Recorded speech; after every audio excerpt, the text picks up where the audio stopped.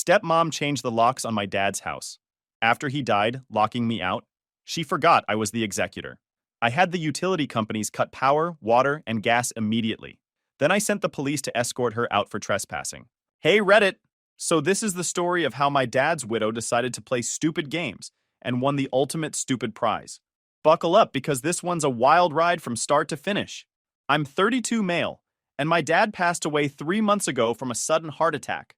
He was only 58, completely unexpected, and honestly the worst thing that's ever happened to me. We were close, like really close. After my mom died when I was 9, it was just me and him against the world for years. My mom's death hit us both hard. Cancer. The fast-moving kind that goes from diagnosis to funeral in 6 months. Dad was 35 at the time, suddenly a single father with a 9-year-old kid and no idea what he was doing. But he figured it out. He learned to cook more than just grilled cheese.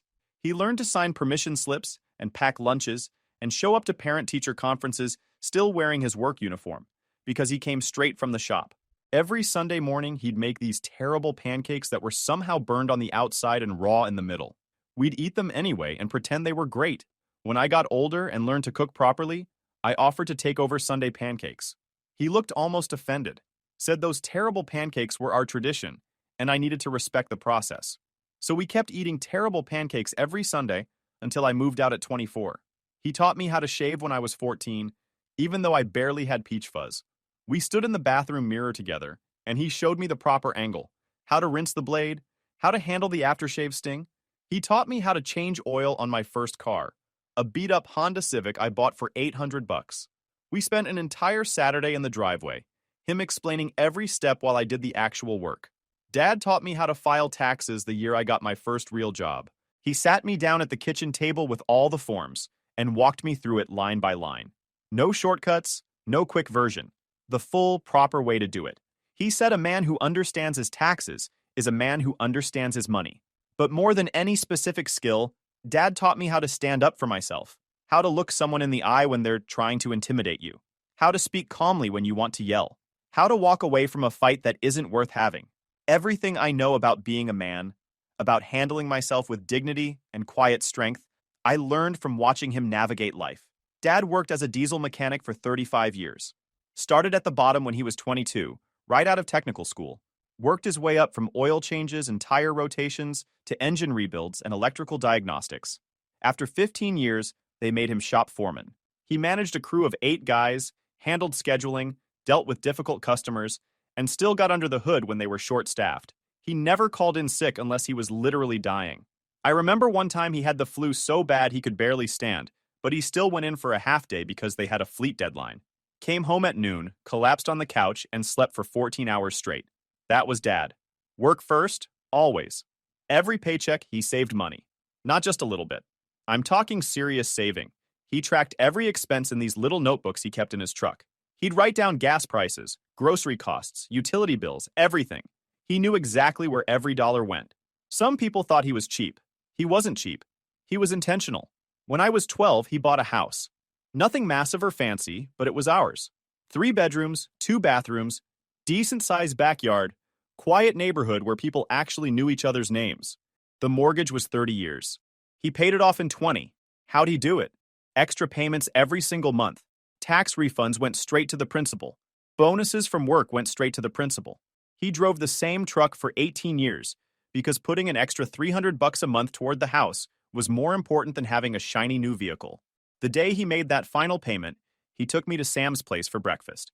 Didn't make a big deal about it. Just said he'd finished paying off the house and now we could focus on building my college fund. I was 22 at the time, already graduated and working, but he'd been setting aside money for years just in case I wanted to go back for a master's degree or something. He was so proud of that house. The lawn was always perfect. He'd mow it every Saturday morning at 8 a.m. sharp, did the edges with a trimmer, blew off the driveway. Neighbors used to joke that you could set your watch by his mowing schedule. He fixed everything himself. Leaky faucets, broken gutters, cracked tiles, squeaky hinges. He knew how to handle it all. Every neighbor knew his name. He'd help them jump their cars in winter, loan them tools, give advice on home repairs. When old Mrs. Henderson next door had a stroke, Dad mowed her lawn every week for 6 months, until her son could move her into assisted living. Didn't ask for anything in return. Just did it because that's what neighbors do. Then 5 years ago, Dad met Brenda at some community fundraiser. The local fire department was doing their annual charity pancake breakfast. Brenda was working one of the booths selling raffle tickets. She was 41 at the time, worked as a receptionist at a dental office across town. Divorced once, no kids. She seemed nice enough at first. They exchanged numbers. He called her the next day. I was 27, living in my own apartment, working as a logistics coordinator for a regional shipping company. When Dad told me he'd met someone, I was genuinely happy for him. It had been almost 2 decades since Mom died. They dated for about 2 months before I met her. Dad invited us both to dinner at this Italian place. Brenda showed up in a nice dress, full makeup. She was polite, asked me about my job, thanked Dad for dinner. She played the part perfectly. Over the next 6 months, I saw her maybe 5 times. Always pleasant, always appropriate. I had no red flags. She just seemed like a normal woman who made my dad happy.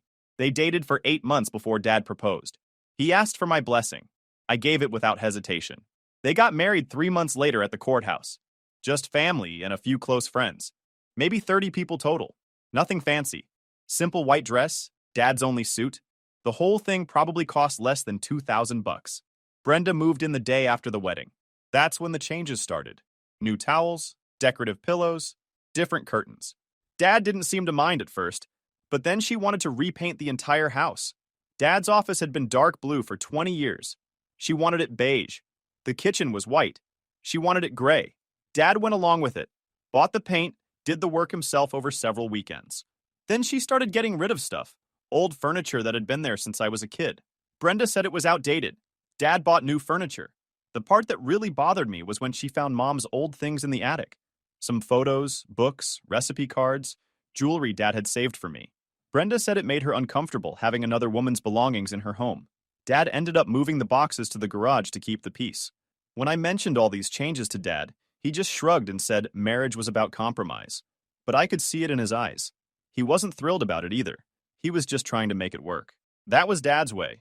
Avoid conflict where possible. Keep the peace. Make the best of situations.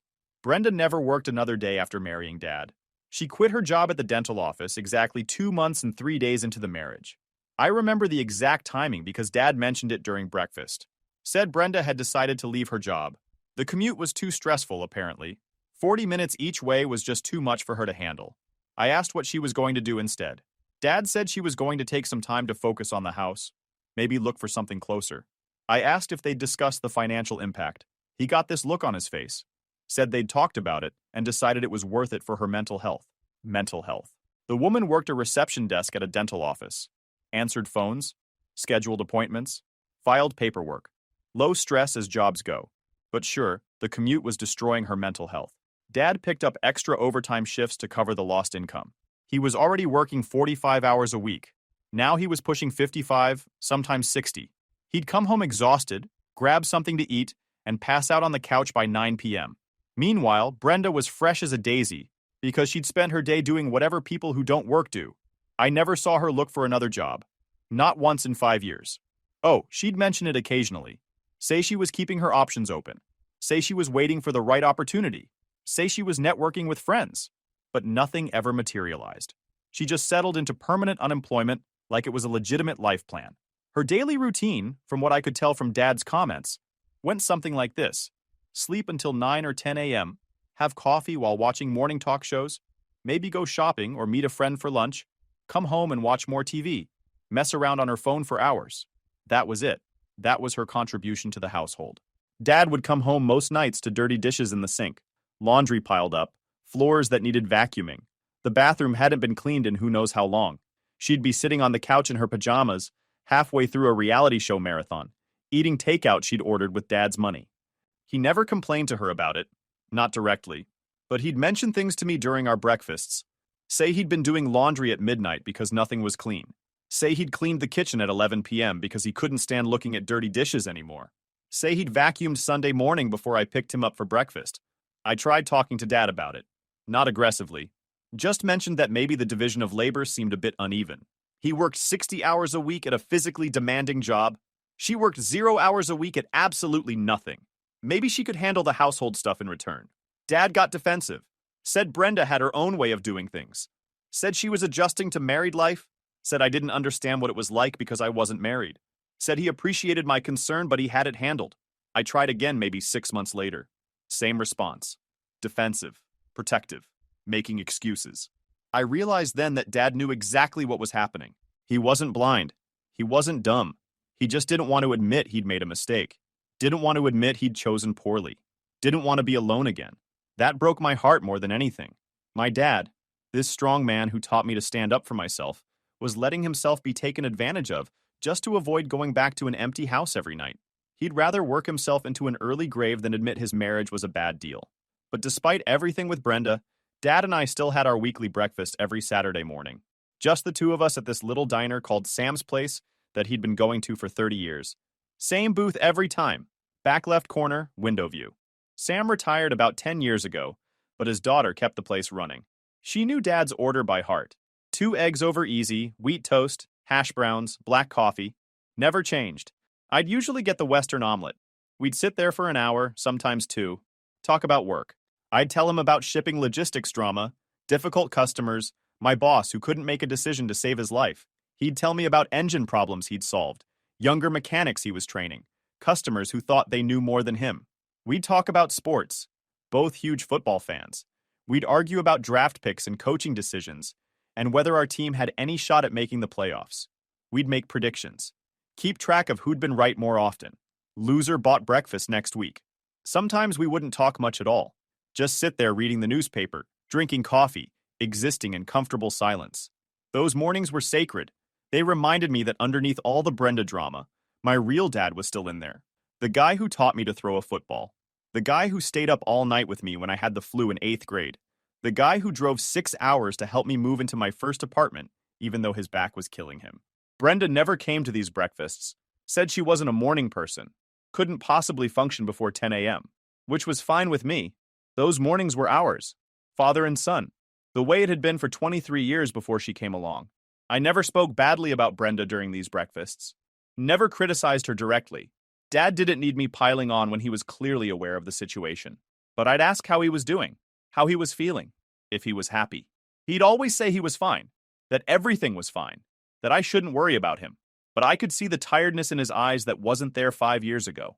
Could see him moving a little slower, looking a little older than he should at 58. The overtime was grinding him down. The lack of support at home was wearing on him. But he'd chosen this path, and he wasn't the type to complain or back out. About 2 years into their marriage, Dad did something smart. Something that would end up saving my inheritance and honoring his true wishes. He updated his will. It was a Saturday morning, late September. We'd just finished breakfast at Sam's Place. I was getting ready to leave when Dad asked if I had an extra hour. Said he wanted to talk to me about something important. My stomach dropped. Important talks with Dad usually meant bad news. Health problems, job troubles, marriage issues. We sat back down. Dad ordered another coffee. He pulled out a manila folder from his truck and slid it across the table. Inside were documents from an estate planning lawyer's office. A new will, trust documents, beneficiary forms. He explained everything methodically, the way he explained how to change brake pads or file taxes. Step by step, clear and detailed. The house would go to me, full ownership, no strings attached. Brenda would have the right to live there for 6 months after his death to give her time to figure things out, but after that, the property was mine to do with as I wanted. She couldn't sell it, couldn't mortgage it, couldn't claim any ownership stake.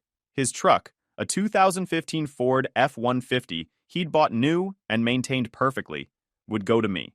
He knew I'd take care of it the way he did. His retirement accounts, built up over 35 years of steady contributions and careful investing, would go to me. He had about $340,000 in his 401k. Not a fortune, but a solid nest egg for someone who'd never made more than $70,000 a year. His life insurance policy, a $200,000 term policy he'd kept since I was born, would be split. Brenda would get $25,000 as a one-time payment to help her get on her feet. The remaining $175,000 would go to me. He'd also set up a small checking account with about $15,000 that would go directly to me for estate expenses. Funeral costs, probate fees, lawyer fees, whatever was needed to handle everything properly. The most important part, he named me as the executor of his estate, full authority to manage everything, distribute assets according to the will, pay off any remaining debts, handle all the paperwork, close accounts, transfer titles, everything. I asked him why he was doing this now. Why the sudden urgency? He was only 56, healthy as far as I knew. No major health problems. Dad took a long drink of his coffee, stared out the window for a minute, then looked me straight in the eye. Said he'd been thinking about mortality a lot lately. Guys he worked with were having heart attacks, getting diagnosed with cancer, dropping dead with no warning. He'd seen 3 coworkers die in the past year. Made him realize he needed to get his affairs in order. Then he said something I'll never forget. He said Brenda was his companion, his wife, and he cared about her. But I was his son, his blood, his legacy. Everything he'd built in his life was meant to go to me. The house he'd paid off through decades of hard work, the savings he'd accumulated through careful planning, the life insurance he'd paid premiums on for 32 years. He said Brenda would be taken care of with the $25,000. That was more than generous for someone who'd been in his life for only 2 years and contributed nothing financially to the household. She could use that money to start fresh, get an apartment, build her own life. But everything else was mine, because I'd earned it. Not through money, but through being his son. Through all the years it was just us against the world. Through every Sunday pancake, every Saturday breakfast, every life lesson, every shared memory. I was his real family. Everything else was just temporary companionship. I got emotional right there in the booth, tried to play it off, but my eyes were wet. Dad reached across the table and grabbed my shoulder. Said he was proud of me, proud of the man I'd become, proud that I'd turned out honest and strong and capable. Said he trusted me to handle his estate properly when the time came. I asked if Brenda knew about any of this. He said no. Said it would just cause unnecessary drama and fighting while he was alive. He'd rather avoid that conflict and deal with it when it actually mattered. He asked me to keep it quiet, not tell anyone, not mention it to Brenda if we ever talked. Just keep the information to myself until it was needed. I agreed. It was his decision to make, his estate to plan, his life to live how he saw fit. We went to the lawyer's office the following Tuesday. A guy named Robert Chen who specialized in estate planning.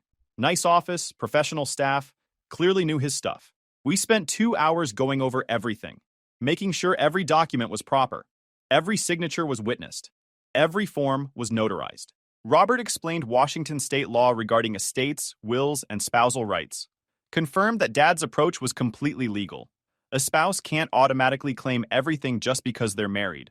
The deceased's will takes precedence as long as it's properly executed and doesn't violate specific legal protections. In Washington, a surviving spouse is entitled to a certain percentage of community property. But Dad's house was purchased before the marriage. His retirement accounts were built before the marriage. The truck was purchased before the marriage. These were separate property, not community property. Therefore, he could leave them to whoever he wanted. The life insurance policy was a bit different since he'd paid some premiums during the marriage, but because he was leaving Brenda the $25,000, no court would see that as him leaving her destitute. It was a reasonable provision for a spouse of 2 years. Robert filed everything with the county. Original will went into Dad's fire safe at home. I got certified copies of everything. The estate plan was official and legally binding. Dad made one more request before we left the lawyer's office. He asked Robert to include a letter of instruction with the will. Not legally binding, just a personal message explaining his decisions in case there were questions or challenges after his death. The letter explained that he loved Brenda and hoped the money he left her would help her build a good life. But his primary responsibility was to his son, his flesh and blood, the person who'd been there through everything. He hoped everyone would respect his wishes and handle the transition peacefully. We left the lawyer's office and went to lunch. Didn't talk about the will anymore. Just had burgers and talked about football. Dad seemed lighter somehow, like a weight had been lifted. He'd done his duty, taken care of the future, protected what mattered most. That conversation happened 3 years before he died. During those 3 years, nothing changed in terms of his and Brenda's relationship. She still didn't work, still didn't clean, still treated his house like her personal shopping mall to redecorate whenever she felt like it. And Dad still worked overtime to fund her lifestyle while slowly wearing himself down. But I had peace of mind knowing that when the time came, everything would be handled properly. Dad's wishes would be honored. His life's work would go to the person he actually wanted to have it. I never told a single person about the will. Not my girlfriend at the time. Not my close friends. Nobody. Dad trusted me with that secret, and I kept it locked down. The heart attack happened on a Tuesday morning. Dad was at the shop working on some fleet truck when he just collapsed. Co-workers called 911 immediately. He was dead before the ambulance got there. Massive coronary event. The doctor said he probably didn't feel much, that it was quick. Small comfort when you just lost your hero. I got the call at work around 10:30 a.m. It was Brenda, crying, barely coherent. She told me Dad was gone. I left work immediately, drove to the hospital, and spent the next hour in complete shock in the waiting room. Brenda was there, playing the grieving widow role to perfection, crying loudly, hugging people, making a scene. Meanwhile, I just sat there numb, trying to process that my father was actually gone. The funeral was 3 days later. Big turnout. Dad knew a lot of people from work, the neighborhood, his mechanic days. Brenda wore black from head to toe, had this dramatic veil thing going on, sobbed through the entire service. Everyone kept telling her how strong she was being.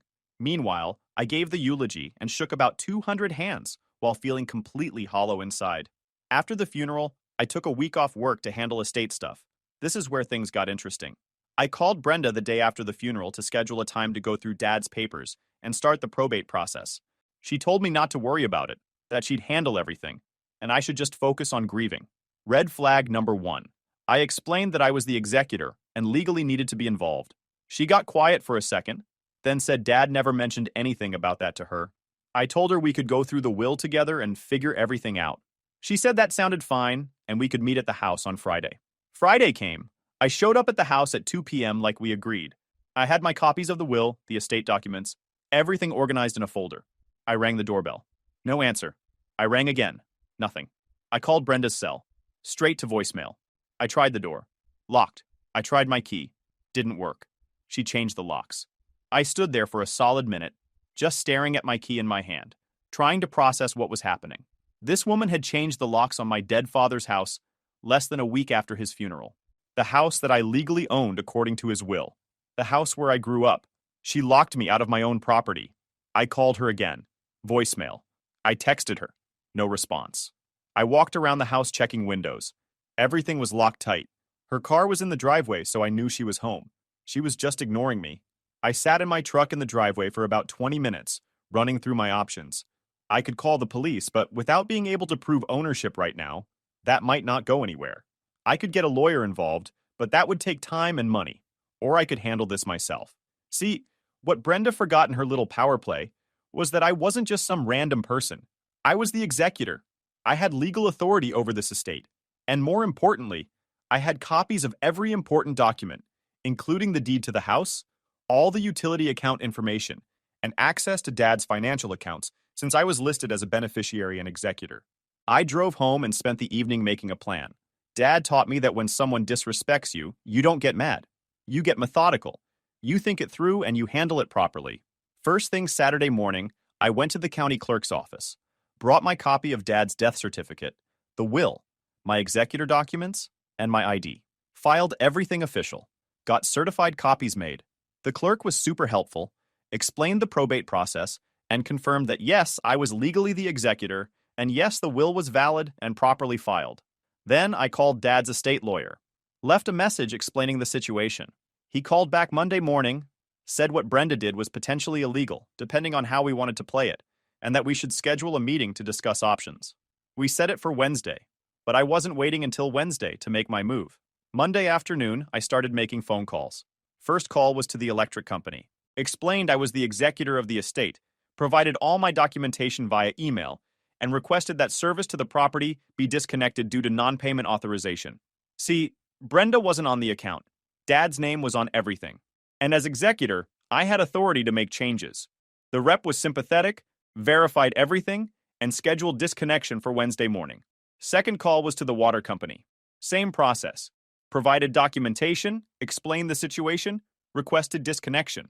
They were actually more helpful than the electric company. Said they could have someone out there Tuesday afternoon. Third call was to the gas company. At this point, I had the routine down. Documentation sent. Executor authority verified. Disconnection scheduled for Tuesday morning. I want to be clear here. I wasn't doing this to be petty. I was doing this because Brenda had locked me out of my own property and refused to communicate. She wanted to play games. Fine. But she forgot that I held all the cards. Tuesday morning came and went. Gas disconnected. Tuesday afternoon, water disconnected. I waited for my phone to ring. Nothing. Not a single call or text from Brenda. She was either the most stubborn person on the planet or she genuinely thought she could outlast me somehow. Wednesday morning, electric disconnected. Finally, around 2 p.m., my phone rang. Brenda. I let it go to voicemail. She called again immediately. Voicemail again. Then she started texting. The power is out. Why is the water not working? Did you do this? Call me right now. This is your father's house. You have no right. I didn't respond. Just screenshot every message and forwarded them to the estate lawyer. He called me an hour later, laughing. Said Brenda had also called him, threatening legal action against me. He told her that she was currently occupying property she had no legal claim to, that I was the legal owner as per the will, and that if she didn't vacate immediately, we'd pursue trespassing charges. Apparently, Brenda lost her mind, started screaming about how Dad would never do this to her, how she was his wife, how she had rights. The lawyer very calmly explained that Washington state law was clear on this matter, that the will superseded marriage in terms of property distribution, and that she had approximately zero legal standing. He gave her until Friday at noon to vacate the property peacefully, or we'd involve law enforcement. Thursday, my phone blew up. 15 calls from Brenda, dozens of texts. She tried every angle, crying and apologizing, saying she was scared and confused, saying I was being cruel, saying Dad wouldn't want this, saying we could work something out, saying she'd take me to court, saying her lawyer said I was breaking the law. Back and forth between victim and aggressor, like she couldn't decide which role worked better. I responded to exactly one text, sent her a photo of the will, highlighted the part where I inherited everything and the part where she had 6 months to vacate, and wrote, "You've had 6 days. You changed the locks. You refused to communicate. You're trespassing on my property. You have until Friday at noon." She tried calling again. I blocked her number. Friday morning, I met with the estate lawyer at 9 a.m. We went over everything. He confirmed I had done everything by the book. The utility disconnections were legal since I was the executor and property owner. Brenda's lock change was actually illegal since she altered property she didn't own without permission. We had grounds for trespassing charges if she didn't leave voluntarily.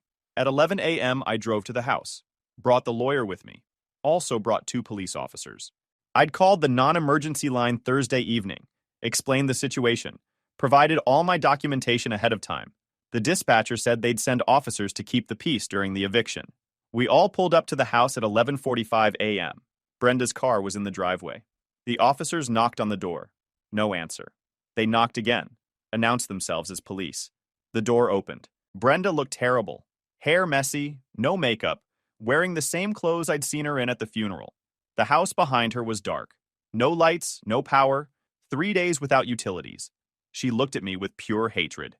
The officers were professional, explained that she needed to vacate the property immediately, that this was a civil matter, but she was currently trespassing, and that if she didn't leave peacefully, they'd have to arrest her.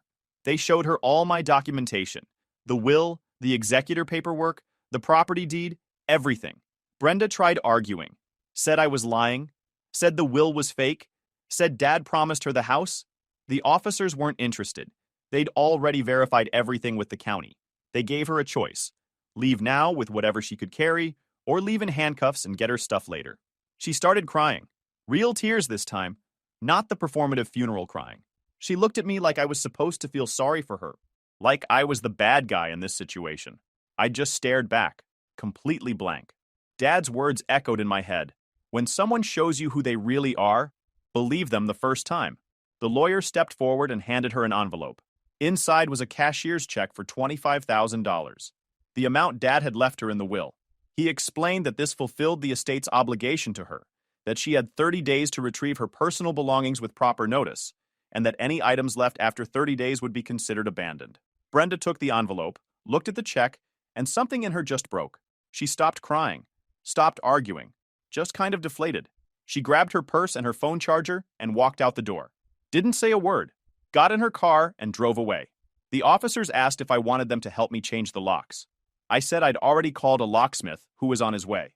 They took a final report, gave me a case number for my records, and left. The whole thing took maybe 40 minutes. The locksmith showed up 20 minutes later, changed every lock in the house. Front door, back door, garage, side entrance, gave me 5 new keys. I walked through the house after he left, just taking it all in. The place was a mess. Brenda had clearly been living like a raccoon for the past 3 days. Dirty dishes everywhere. Trash overflowing. The refrigerator was starting to smell since the power had been out for 2 days. But underneath all of that, I could still see my dad's house, the place where I grew up, the place he'd worked so hard to pay off and maintain. I spent the entire weekend cleaning, called the utility companies, got everything turned back on under my name, threw out all the food in the fridge, cleaned every surface, opened every window to air the place out, went through Dad's belongings, his clothes, his tools, his personal items. I cried more that weekend than I had since the funeral. I found Dad's fire safe in his closet. Inside was the original will, his passport, the deed to the house, and a letter addressed to me. The letter was dated from 2 weeks before he died. It said if I was reading this, it meant he was gone, and I was handling his estate. He wrote that he was proud of me, that he trusted me to do the right thing, and that he hoped I'd keep the house and remember all the good times we had there. He also wrote about Brenda, said he knew the marriage wasn't perfect, that he wasn't blind to her faults, but that he'd chosen companionship over loneliness and didn't regret it. He hoped she'd be taken care of with the money he left her, but he knew she wasn't responsible enough to manage property or significant assets. That's why everything went to me. Because he trusted me. Because I was his son. I sat on the floor of his bedroom, reading that letter probably 10 times. Then, I put it back in the safe for keeping. Over the next few weeks, I handled all the probate stuff. It took about 2 months total to get everything finalized. The house officially transferred to me. Dad's retirement accounts got distributed. Life insurance paid out. Everything went exactly according to the will. Brenda tried contacting me a few more times over the next couple weeks. Left voicemails saying she needed more time to get her stuff. Sent texts asking if we could talk. Even tried showing up at my work once, but security didn't let her past the front desk. I had the lawyer handle all communication. We scheduled 3 separate appointments for her to retrieve her belongings. She showed up to one of them with her sister, grabbed some clothes and personal items, spent maybe 30 minutes in the house, and left. The other 2 appointments she just didn't show up for. Everything else she left behind, furniture she'd bought, decorations, kitchen stuff, clothes in the closet, I ended up donating after the 30-day window closed. Called a local charity, they sent a truck, took everything. I kept receipts for the tax deduction. I heard through the neighborhood grapevine that she moved in with her sister 2 towns over. Apparently told everyone I'd stolen her house and left her homeless. Some people believed her. Most people who actually knew Dad didn't buy it for a second. I decided to keep Dad's house. Took about 3 months to fully move in and make it mine. Got rid of all of Brenda's changes. Repainted walls back to Dad's colors. Put his favorite recliner back in the living room. Hung up old family photos. Turned it back into the home I remembered. I still live here now, 6 months later. Every morning I have coffee in the kitchen where Dad taught me how to scramble eggs. Every evening I sit on the back porch where we used to watch football games. The house is paid off, so my only expenses are utilities and property tax. I'm able to save a ton of money now. Some people might think what I did to Brenda was harsh, that cutting off utilities was extreme, that I should have been more understanding. But she showed her true colors the second Dad died. Changed the locks and tried to steal what wasn't hers. Dad taught me to stand up for myself, to handle my business properly. That's exactly what I did. I followed the law. I executed his will. I protected what he worked his entire life to build. If Brenda had approached this differently, maybe I would have given her more time. But she made her choice. She chose to be greedy. She chose to dishonor Dad's memory. So I responded the only way that made sense. Swift, legal, and final. The last time I saw Brenda was about 2 months ago at the grocery store. She saw me, turned white, and literally abandoned her cart. Just left the store. I finished my shopping, went home, and started planning my next moves. Week 1 after the eviction, I had a professional cleaning crew come through. The place was disgusting. They deep cleaned everything. Cost me $600, but it was worth it. Week 2, I started moving my stuff in. Brought over furniture piece by piece. Started setting up each room the way I wanted it. Week 3, I went through all of Dad's belongings. Kept what mattered.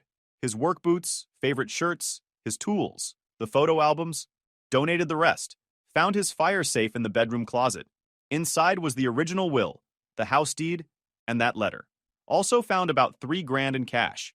Dad's emergency fund. I used it to cover moving expenses. By week 6, the house was fully mine. Everything transferred, all accounts closed, all paperwork filed. The probate wrapped up faster than expected. The lawyer said it was one of the cleanest estates he'd handled in years. I kept Dad's truck with 140,000 miles that ran perfectly. Sold my old sedan and started driving it daily. The retirement money, about $340,000 after taxes, I rolled into my own accounts. Didn't touch it. The life insurance money, $175,000, I used to pay off my student loans, build an emergency fund, and invest the rest. 2 months after moving in, I got a letter from Brenda's lawyer, threatening to contest the will, claiming Dad promised her the house verbally, claiming she was entitled to more. I forwarded everything to my estate lawyer. He sent back a response that basically said, "Bring it on." Never heard from her lawyer again. 3 months in, I ran into one of Brenda's friends at the hardware store, woman named Patricia, who wanted to know my side of the story. Said Brenda had been telling everyone I'd forged the will. I told her the truth. Dad made his will 3 years before he died with a professional lawyer. Everything was legal and documented. If Brenda told people otherwise, that was her problem. 4 months in, I started making real improvements. Fixed the leaky faucet Dad never got around to. Replaced the old water heater. Upgraded the electrical panel in the garage. I also started hosting barbecues like Dad used to. Had the neighbors over.